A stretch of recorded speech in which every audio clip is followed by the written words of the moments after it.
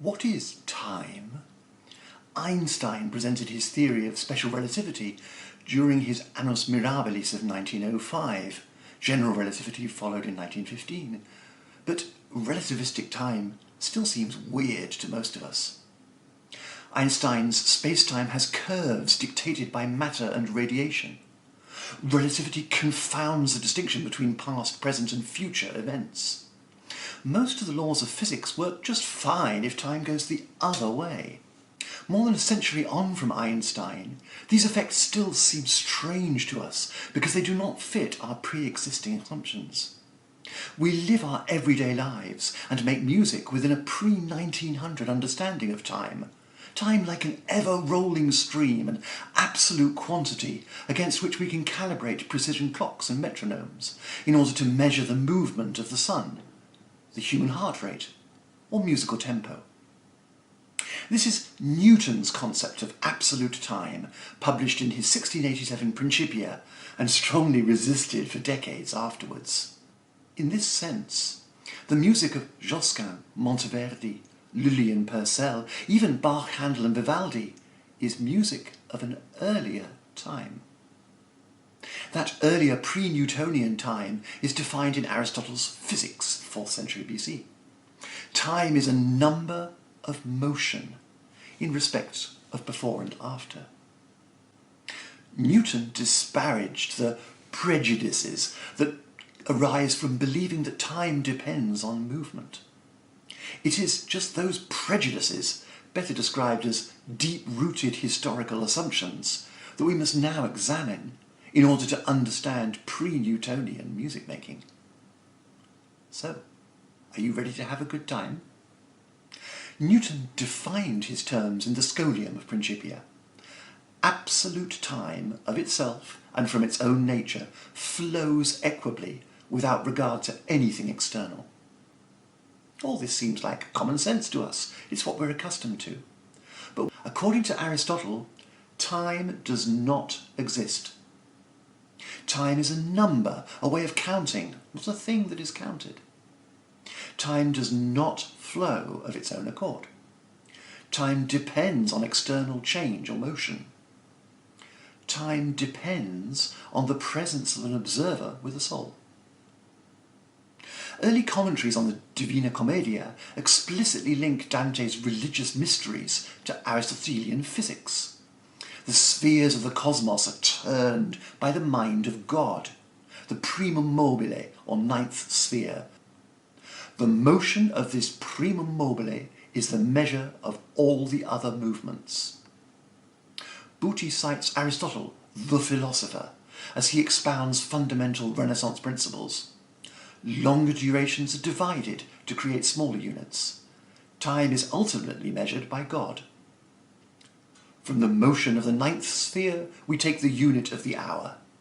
The hour is divided into parts, taken from that principal motion. This is what felt normal to Renaissance and Baroque musicians. The historical science of music is another Aristotelian concept, the music of the spheres. The perfect movement of the cosmos creates a heavenly music, beyond human hearing, musica mundana. This is reflected in microcosm in the harmonious nature of the human body, musica humana. All this is imitated in actual earthly singing and playing, musica instrumentalis. We see this on the frontispiece of Agazzari's Continuo treatise. The motto, "Motion creates harmony," appears over a diagram of the heavens. Opposite, we see the lake of the pit of hell, with the text, "And they don't mess up either." Agazzari emphasizes the distinction between fundamental, i.e. continuo, instruments that guide and support the whole ensemble, and division playing, having fun and playing counterpoints, with dire warnings against soup and confusion. Significantly, the science of time has the same framework. Time is measured by the movement of the primum mobile, and the whole cosmos moves in perfect proportions, in circular orbits around the Earth. This motion is reflected in the movements of the human body, in particular the pulse and the hand.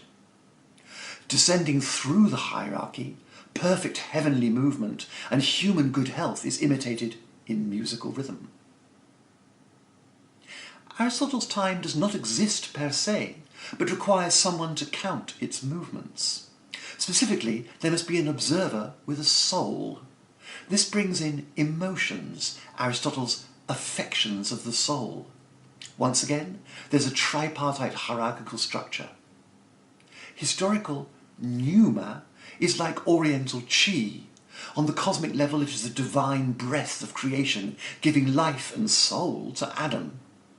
In the embodied microcosm, pneuma is the energetic spirit that communicates between mind and body, the two-way carrier of psychological and physiological emotions.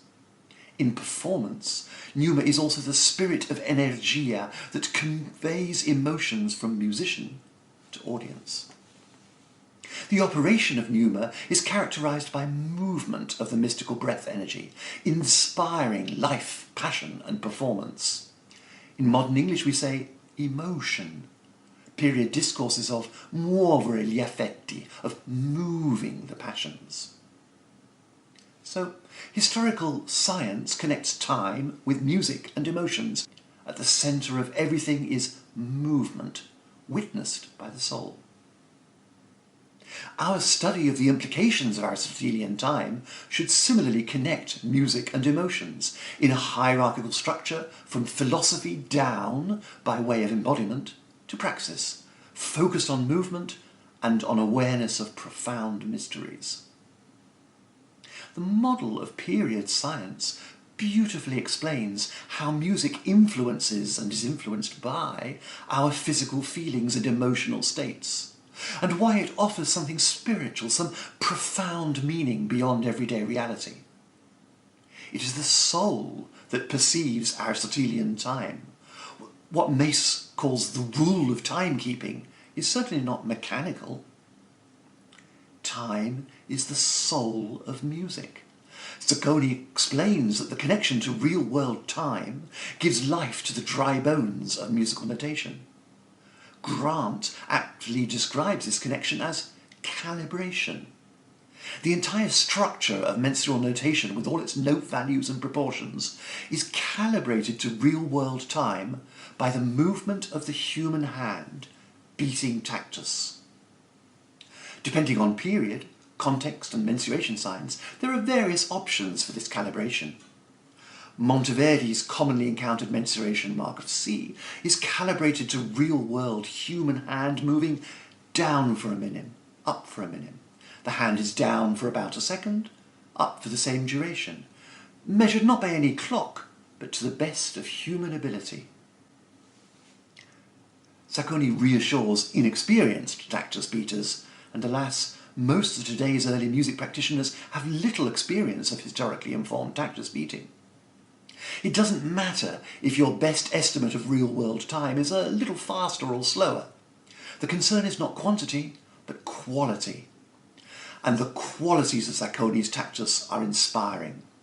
Tactus is regular, solid, stable, firm, clear, sure, fearless, and without any perturbation.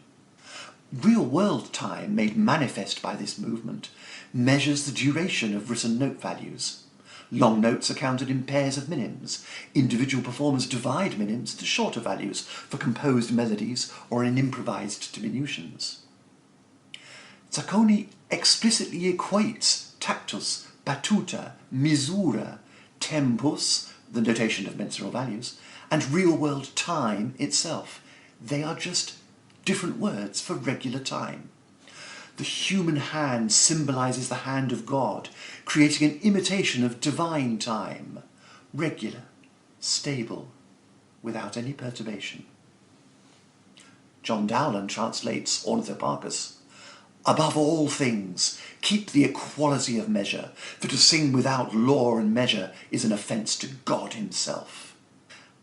Iconographical evidence shows tactus beating even in solo song. But if the singer's representing a character role as if on stage, then they should not beat time so as to preserve theatrical illusion. The continuo then take responsibility for maintaining tactus time, playing low and steady, without diminutions, rather in tactus values of minims and semibreves.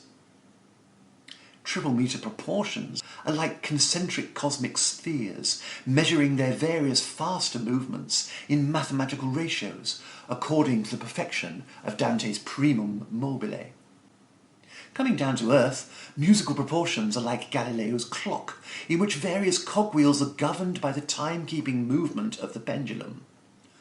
Modern-day debates about proportions are in vain if there is no tactus, if the tricky cogs have not been connected to a duple time pendulum that is regular, stable, and without any perturbation. Carissimi distinguishes between quantitative duration and the affective quality of different proportions.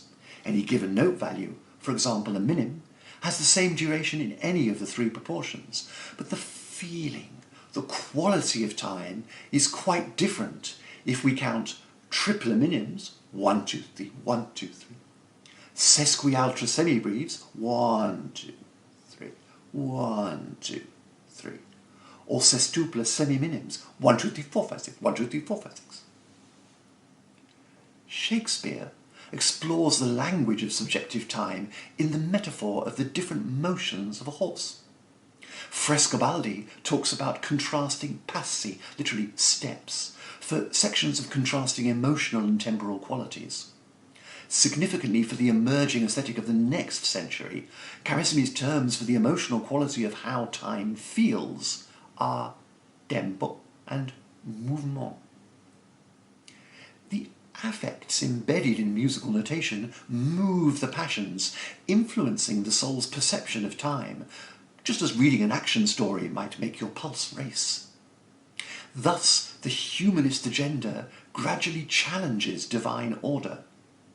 Marinchik has shown how mathematical proportions were tweaked to heighten the contrast of the quality of movement. In music drama, notated contrast in the speed of declamation would be similarly heightened by tweaking the tactus according to the affect. But there are tight limits: practical, embodied, and conceptual. Shakespearean actors were thought to risk their mental, physical, and spiritual health by artfully manipulating their own emotional state. So what mere musician dares to seize the reins of Apollo's sun chariot and, in Frescobaldi's phrase, drive time? In period terminology, what performers actually do, praxis, technique, is use. Use is subject to the rules of art and imitates the ideals of science. The historical role of the performer is to find the true way, not to impose their own interpretation. Imagine arriving late for rehearsal with the excuse, "It's much more artistic to steal time, and in my interpretation it's still only 5 to 10. Sorry, that's the wrong time. Historically, musical rhythm is Aristotelean time itself, a microcosm of divine perfection. Musicians were taught to beat tactus, regular, stable, and without any perturbation, as beginners, and continued to beat tactus throughout their careers. Every new piece was learnt with tactus beating, every difficult piece was facilitated by tactus, every transition was actioned by tactus. Usually, the good syllable, or the melodically accented note, aligns with tactus, but not always. We are free from the tyranny of the bar line. We can count regular time, whilst the words dance trippingly on the tongue. The role of the tactus beater is not that of a modern conductor. Tactus beating is a highly responsible service job, often carried out by a worker of relatively low status, a rank-and-file second violin, an ensemble singer, the drummer in a rock band. The task is to maintain steady time, regular, stable, and without any perturbation. Sacconi's descriptions of ornaments in religious polyphony shows that singers often did not arrive at the written note on the appropriate beat, but the tactus beat continues without any perturbation. It's like Ella Fitzgerald. She knows where the beat is, she just chooses to sing around it, and the beat itself never falters. In an age before precision clocks, it is the quality of time that matters. Time must feel regular, stable. That feeling can be aural. To get the same feeling in a big acoustic might require a tempo that a metronome would measure as slower. But there are no metronomes. The feeling can be embodied. Your arm knows how tactus feels, just as your fingers know how to play a scale. That feeling can be emotional. If you were agitated, you might beat a faster tactus, believing it to be the same as usual. An experienced musician can drive this feeling for time. Recalling the feeling of big polyphony at the Vespers in the Basilica of Santa Barbara, they might give solemnity to the temple scene in Orfeo with a subtly slower tactus. Having played plenty of court balli and danced every night themselves, the violin band would snap right into the groove of Lasciati Mondi, just as rock fans today know exactly how "We Will Rock You." In the heat of battle, sword hands and tactus hands move faster than usual, and the narrator's tongue twists like a flashing blade when insult inflames anger into vendetta. The tactus doesn't change too often, between sections, not from beat to beat. The tactus doesn't change too much. That fierce combat is already close to the practical speed limit. Jazz musicians have a useful language of making a regular, stable groove feel up-tempo or laid back. The early 17th century tempo-modifying words are allegro and adagio. Might we call them mood enhancers? The emotional effect is weakened if listeners notice that you've changed the speed. It's like a lighting cue in the theatre. Spectators should feel the effect of a mood change without noticing the technical means. In dramatic music making, the illusion is that time remains regular. It is the affection of the soul that has been moved. Frescobaldi tells us how to do it. At the end of a section, the hand waits on the upstroke, and then descends to start the new section resolutely. Within each section, the tactus is stable. Gear shifts, not accelerator, sometimes a dab on the brakes when stopping in an especially tight corner. As Marincic has observed, Frescobaldi's rules mostly prescribe slower than normal sections, sonorous arpeggios, expressive affetti, passage work in small note values, not faster than normal, just like road signs. In dramatic monody, the basso continuo regulates the singers just as the tactus beater does in church and chamber music. As in polyphony, the syllabic stresses may align with the tactus, but sometimes do not. This is an expressive resource for the composer, which is lost in performance if there is no feeling for tactus. In monody, the Ella Fitzgerald rule applies again. The continuo maintain regular tactus at the level of minims and semibreves. Caccini shows how singers alter note values inside the regular tactus. Long notes are made longer, short notes are made shorter. Monteverdi shows how the singer may be stylishly off the beat whilst the bass continues without any perturbation. Everyone stays cool, sprezzatura, because tactus is fearless. Caccini and many others show ornaments going from slow to fast, with no hesitation at the end. So instead of da-do-dee-do-dee-do-dee-do, where's the last note going to be? Oof! With a resounding thump on the unaccented last syllable, we have ta-do-dee-do-dee-do-doo. And if the singer arrives late, let it be.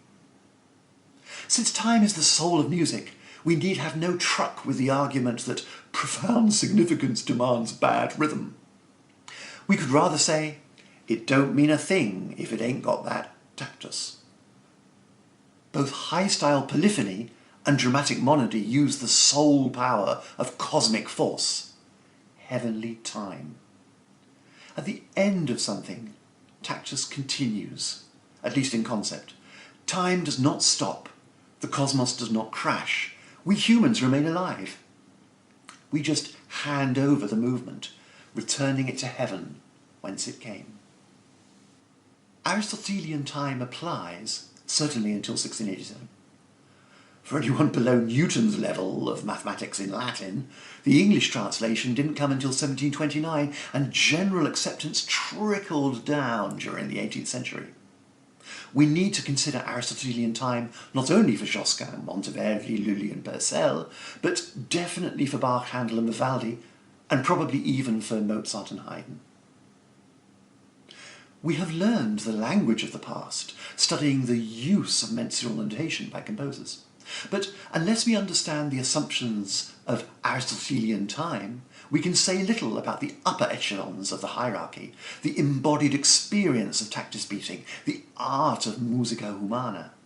We need an intuitive understanding of the science of time in order to move the passions of the soul with the cosmic force of musica mondana. It's undeniable that much of the music we are interested in is pre-Newtonian. The implications of this simple truth are vast. The technical praxis, embodied artistry, and the ineffable beauties of Baroque music.